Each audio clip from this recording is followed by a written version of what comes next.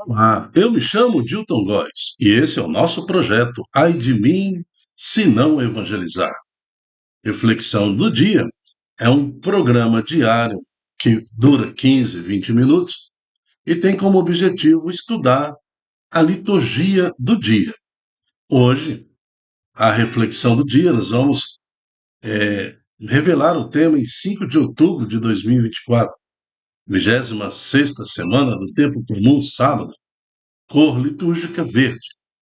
Santo do dia, Santa Maria Faustina Kowalska, apóstola da Divina Misericórdia.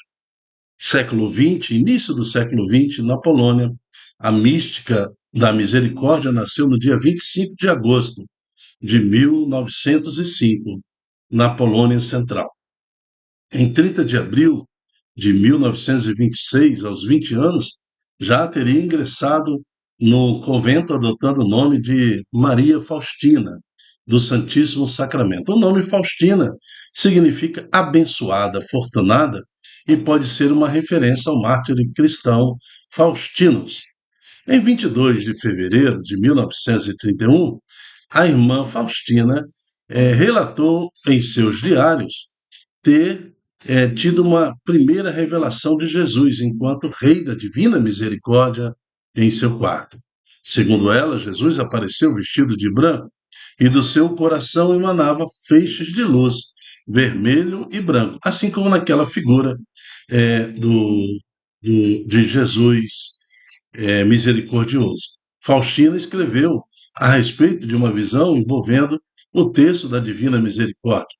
O propósito das orações do texto são obter misericórdia, confiar na misericórdia de Cristo e mostrar a misericórdia para os outros. Assim, o texto da misericórdia se estende até os dias de hoje e também a imagem de Jesus misericordioso. Santa Maria Faustina, rogai por nós. Estamos reunidos em nome do Pai, do Filho, do Espírito Santo. Amém. Primeira leitura está no livro de Jó, em seu capítulo 42. Praticamente é o último capítulo da história de Jó, encerrando assim a história de Jó. Jó passa por dificuldades, tem provações. Jó é tentado pelo inimigo de Deus e o Deus o assiste em suas dores, colocando a seu lado amigos que vão revelando a Jó, né, toda a vontade de Deus para a vida dele. E Jó, confiando nesses amigos que tomam por coragem colocar a mão sobre sua cabeça, orar a Deus, isso lá no capítulo 34, mais ou menos, e daí por diante, Jó começa a ter sua vida transformada. Então, quando Jó percebe que ele está vivendo uma condição de bênção, ao reconhecer o poder de Deus sobre a vida dele, parando ele de reclamar de si mesmo, parando ele de culpar a si mesmo, parando Jó de ficar se lamentando, ele consegue então ver a grandiosidade de Deus. E aí no capítulo 42, nós temos esta revelação de Jó em relação a Deus. Jó respondeu ao Senhor dizendo: reconheço que podes tudo e que para ti nenhum pensamento é oculto. Quem é esse que ofusca a providência sem nada entender? Falei, pois, de coisas que não entendia, de maravilhas que ultrapassaram a minha compreensão. Quando ele lamentava, né? Quando ele ficava lamentando com Deus, achando que Deus estava permitindo que ele passasse por aquela dificuldade toda. Conheci o Senhor apenas por ouvir falar, mas agora, depois de tanto sofrer, eu o vejo com meus olhos. Por isso me retrato e faço penitência no pó e na cinza. O Senhor abençoou Jó no fim da sua vida, mais do que no princípio. Ele possuía agora 14 mil ovelhas, 6 mil camelos, 1.000 jumentas de boi, 1.000 jumentas. Teve outros 7 filhos e 3 filhas. A primeira chamava-se Rola, a segunda Cássia, a terceira Azevice. Não havia em toda a terra mulheres mais belas que suas filhas, que as filhas de Jó. Seu pai lhes destinou uma parte da herança entre os seus irmãos.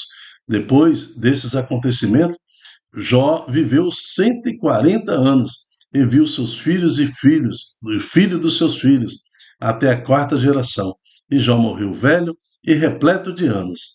Palavra do Senhor, graças a Deus. Assim como Jó, que nós possamos também nos manter firmes na ideia de que Deus é conosco e que o Senhor sempre nos guarde, colocando ao nosso lado pessoas de coragem, pessoas que se compadeçam da nossa dor e também nos apresente a Deus, assim como os amigos de Jó o fizeram, apresentando aquele homem que sofria a Deus. E a partir desta apresentação, o Senhor transforma a vida de Jó. Então, que na sua dor não sofra sozinho. Busque a igreja, busque o seu padre, busque um movimento. Nós temos em todas as paróquias a pastoral familiar, que é justamente com este objetivo, de dar às famílias este recurso, de ser o amigo na hora do sofrimento. Não sofra sozinho. Busque na sua igreja, na sua paróquia, os amigos de Jesus Cristo, para que, colocando a mão sobre sua cabeça, possam também modificar a sua vida, assim como Deus modificou a vida de Jó. Amém. O salmo de hoje é o Salmo 118. Fazei brilhar vosso semblante ao vosso servo, e ensinai-me vossas leis e mandamentos. Dai-me o bom senso, retidão, sabedoria, pois tenho fé nos vossos santos mandamentos. Para mim foi muito bom ser humilhado, porque assim eu aprendi a vossa vontade. Sei que os vossos julgamentos são corretos, e com a justiça me provastes, ó Senhor, porque mandaste tudo, e tudo existe até agora. Todas as coisas, ó Senhor, vos obedecem. Sou vosso servo, concedei-me inteligência, para que eu possa compreender vossa aliança.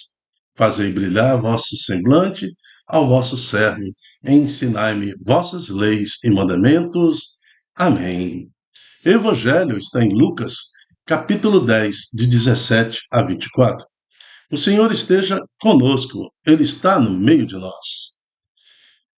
Proclamação do Evangelho de Jesus Cristo segundo Lucas. Glória a vós, Senhor. Naquele tempo, os 72 discípulos voltaram contentes, dizendo: Senhor, até os demônios nos obedecem por causa do teu nome. Jesus respondeu: Eu vi Satanás cair do céu como um relâmpago.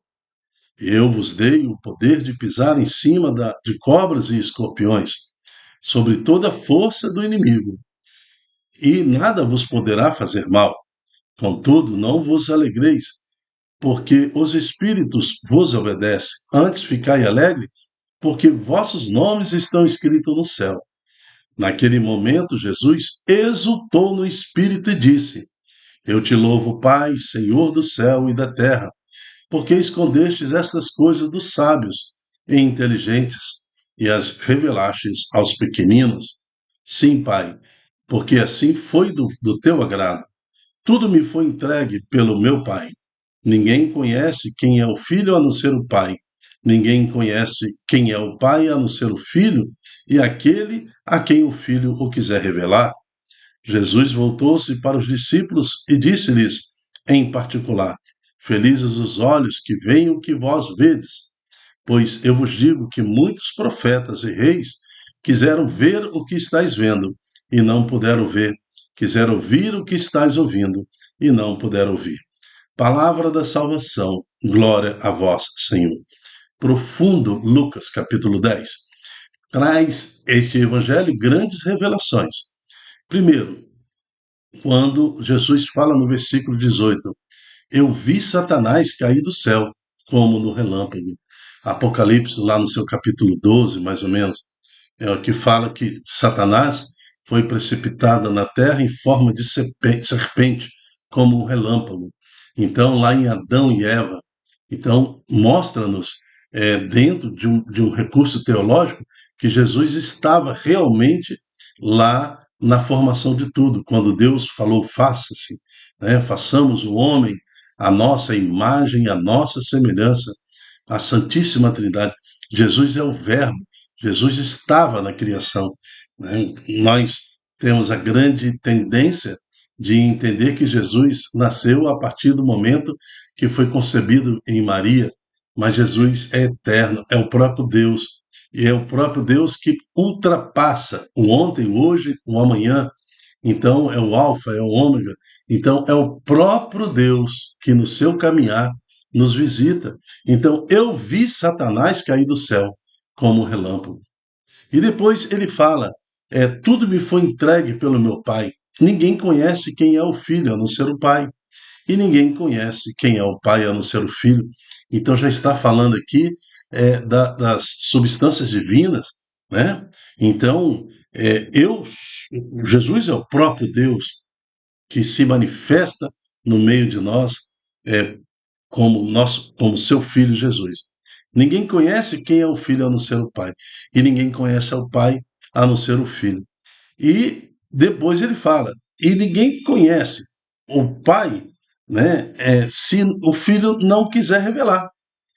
Aí depois ele voltou-se para os seus discípulos e disse: Felizes os olhos que veem o que vós vedes. O que os discípulos e os apóstolos estão vendo? O próprio Cristo, Jesus, o Messias, a prova da misericórdia de Deus, o plano de salvação, o Logos. Os discípulos estão olhando Jesus. Então Jesus está falando dele mesmo para os discípulos. Pois eu vos digo que muitos profetas e reis quiseram ver o que vocês estão vendo e não puderam ver. Quiseram ouvir o que estáis ouvindo e não puderam ouvir. Viu a importância? Então, quando nós vamos na missa, na hora da Eucaristia, ali na consagração, onde Cristo se renova, onde o sacrifício é renovado, onde Deus se faz presente, fazer isso em minha memória, né, para a salvação.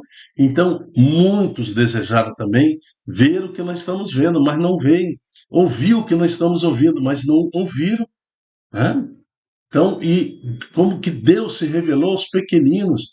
Tinha doutores, mestres da lei, sacerdotes, e toda essa camada superior, né, da religião da época de Jesus, rejeitaram a proposta de Deus, rejeitaram Jesus. A corrupção dentro das estruturas religiosas, elas rejeitaram Jesus. Porque aceitar Jesus é negar também as moedas de prata, é negar toda a riqueza, né, em benefício do próximo, de dar ao outro todo o recurso da divisão. Então, tudo isso acabou levando aqueles que deveriam proclamar e aceitar o Jesus e reconhecer o Messias entre nós a rejeitá-lo. Então, foi negado aos poderosos, mas aqueles humildes receberam toda a graça, toda a unção. Então, nosso coração deve ser humilde, sempre humilde. Pode ser que Deus nos confie o dom da riqueza, mas o nosso coração tem que ser pobre diante de Deus, humilde, pobre, para receber a graça do nosso Senhor. Então, tudo isso está revelado para nós aqui em Lucas 10. Jó viveu intensamente o que o Senhor fala aqui em Lucas capítulo 10. Em sua dor, em seu desespero, ele não perdeu a cabeça, confiou em Deus, junto com os amigos, conseguiu superar a sua dificuldade e depois glorificou a Deus, bendizendo o Senhor. Deus o tornou um homem rico, mas ele continuou humilde, pobre, e morreu como homem liberto de todos os pecados e encontrou sua morte, a paz e a ressurreição que ele tanto pregava e anunciava. O livro de Jó fala da ressurreição direta. Né? Por isso, louvamos e bendizemos ao Senhor. Queremos também viver esse santo evangelho, aceitando Jesus em nosso coração. Na dor, caia 1.000 à minha esquerda, 10.000 à minha direita. Eu não serei abalado, porque eu vou levar Jesus na minha morte, na minha vida, né? E viverei a ressurreição, apesar dos sofrimentos dessa vida. Amém. Eu me chamo Dilton Góes e quero te fazer um convite. Seja você também um profeta do Senhor. Esteja você entre os humildes que aceitam a palavra. E agora, desejosos de transmitir essa palavra, de multiplicar essa palavra, multiplique em suas redes sociais, no Instagram, no Facebook, no WhatsApp, na forma que você quiser. para que mais corações aceitem e vejam com os olhos e os ouvidos a palavra de Jesus. Amém. Até a próxima, se Deus quiser. Tchau, tchau.